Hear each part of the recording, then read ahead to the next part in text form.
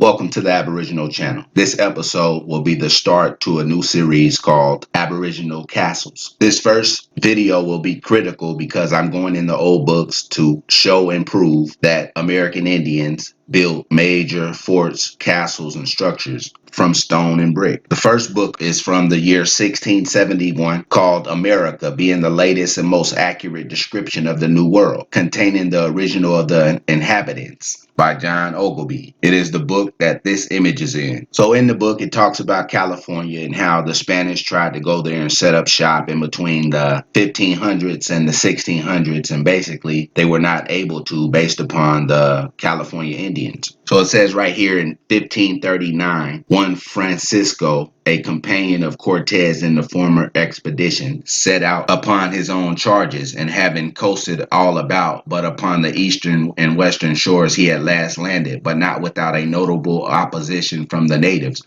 who with much clamor and many antique gestures set upon his men so ferociously with stones and arrows that they had met with a shrewd repulse. Then it goes on to say, much about the same time, Marco de Snellis, a Franciscan, undertaking a voyage into these parts, reported wonders of his return, of the plenty of gold in mines, stately cities, set out with magnificent buildings, the very gates whereof were enriched with turquoises and other precious stones, and whose meanest inhabitants went glittering in gold and mother of pearl, and the flourishing condition of the kingdoms of Aku, Tantiac, and Maratha. So I pointed this out and read this to say that the Indians in California had magnificent buildings and stately cities in 1539. Moving over to the next book, it's called The American Nations, or Outlines of a National History of the Ancient and Modern Nations of North and South America by Professor C.S. Rafine-Squay, Volume 1, put out in 1836. So in that book on page 33 says the Americans had long before Columbus large cities built of stones, bricks, or wood, with walls, ditches, temples, palaces, some of which were of immense size and population. In the next book, it's called History of Alabama, and incidentally that of Georgia and Mississippi from the earliest period by Albert James Pickett. He put it out in 1850, but they republished it in 1896. And right here where it's given a recount of in 1540, where De Soto is in Alabama with Tuscaloosa, it says,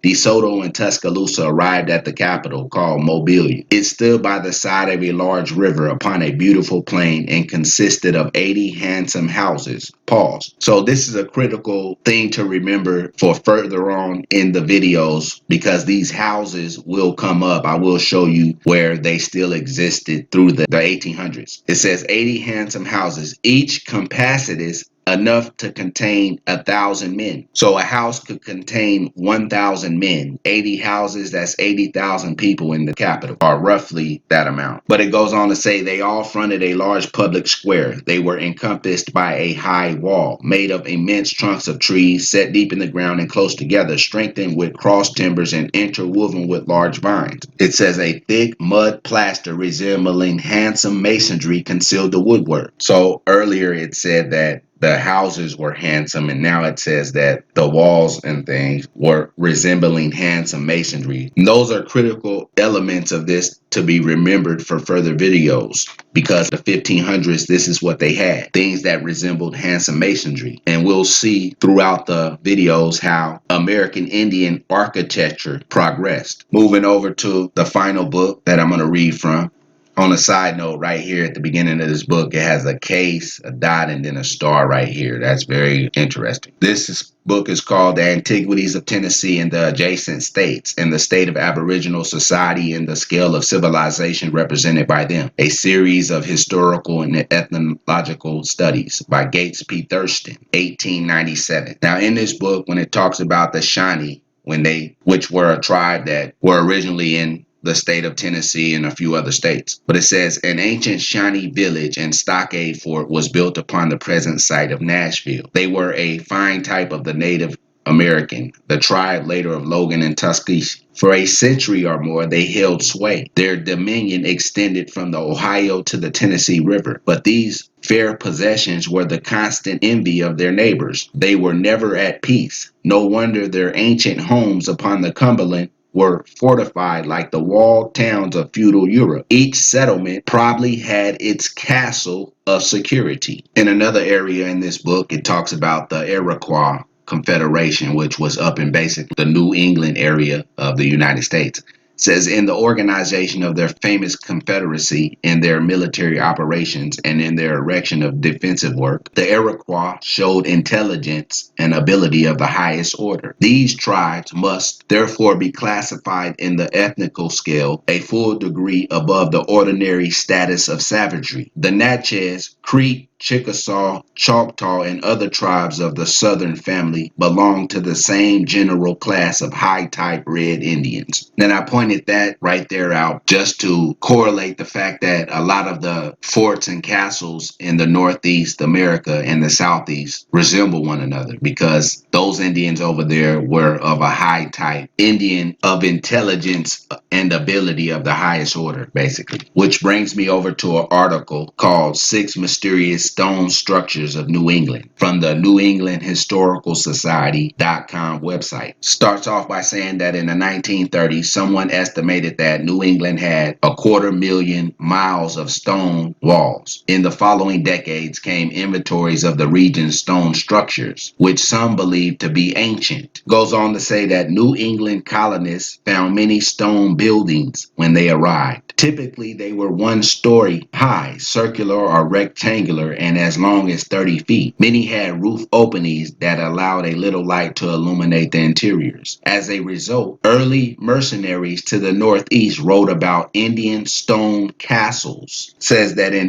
1654 received a letter from John Pynchon of Springfield, Massachusetts. Pynchon heard a report of a stone wall and strong chamber in it, made of all stone, which is newly discovered at or near Piqua. Says the 100-acre Gunnewamp archaeological site in Groton, Connecticut, contains such stone structures as beehive chambers, petroglyphs, a double circle of stones, cellars, and walls. All date back hundreds of years. It says some of the structures are thought to be Native American and perhaps had ceremonial functions. Colonial settlers built others with purposes such as roof cellars and birthing chambers. Pause. Now I can show you a lot of the settler colonial built structures and they don't resemble. It goes on to say some features of the site suggest they were originally built as fortifications. There is plenty of speculation about the purpose of the Gunnewamp stone structures. Some theorize that 8th century Irish monks built certain structures. They argue Gunnewamp means Church of the People in Gaelic. Others say it's an Indian word. Goes on to say that Gunnewamp's most famous chamber is the so-called calendar chamber. It allows a shaft of sunlight to fall directly on a smaller chamber within the larger structure. So that lets us know who made the Gunnewamp structures because they use the light in the chambers to make a calendar. That's American Indian culture or science. Now that we know that the old books say that the American Indians had structures that resembled castles, we need to go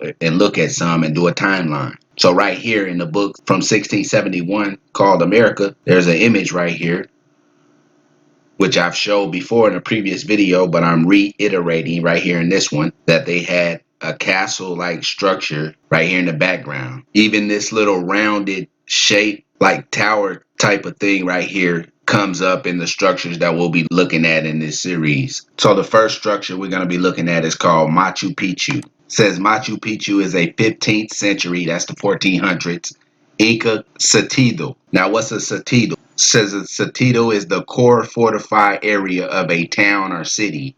It may be a castle, fortress, or fortified center. It's located on the eastern cordillera of southern Peru on a 2,400 meter mountain ridge. But basically, we're going to go look at what it looks like. This is what Machu Picchu looks like. It was built by Southern American Indians in the 1400s. And it has those little portholes inside of the buildings. It has the stairs. It has the different layers or levels. It has the pyramid type top with open roofs, open rooftops. Next up is Montezuma's Castle National Monument. It protects a set of well-preserved dwellings located in Camp Verde, Arizona. It's from basically 900 to 600 years ago. And it basically looked like this, set inside of a cliff, made of stone. It has some portholes, some windows, open roofs. Next up is a place called Old Stone Fort State Archaeological Park. It's in Tennessee. Tennessee has quite the illustrious history, one that spans almost the entire breadth of the United States. Since it's situated right in the middle of the country, wedged between the early industrialization of the North and the cultural of the South, Tennessee has managed to take an active part in the history of both. Old Stone Fort State Archaeological Park, however, is forged in a deep history that blows the current state of the nation out of the water. At almost 2,000 years old, this is a step back in Tennessee time that everyone should take at least once. So what we're about to look at that they're calling an old ancient village is from 1500 to 2,000 years old right there in Tennessee. And I'm going to scroll down here. They made a museum out of it, but this building right here and this pathway was all made by Indians 1500 to 2000 years ago. Here's some more of the ruins. It says it's believed that the local Native Americans used the surrounding areas for roughly 500 years before leaving their once bustling ceremonial gathering place abandoned. You know that's a lie. Now, see how the mound or the earth goes right up to the building, like the building is part of the earth? That's exactly how American Indians would build it. But this building right here with these stones is 1500 to 2000 years old, making it 1000 to 1500 years older than Machu Picchu and 500 to 1000 years older than Montezuma's castle in Arizona. Through the history books, which has all been a lie. So therefore, if it's a lie, then what's the truth? If it's a lie, then what's the